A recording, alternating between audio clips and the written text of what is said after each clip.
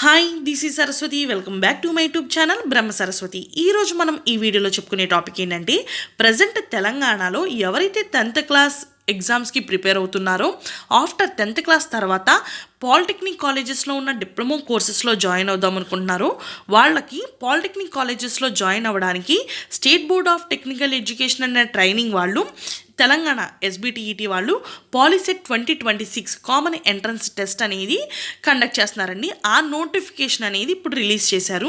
Exam date వచ్చేపాటికి POLYCET 2026 exam date వచ్చేపాటికి 13 మే 2026 exam అనేది కండక్ట్ చేస్తారు.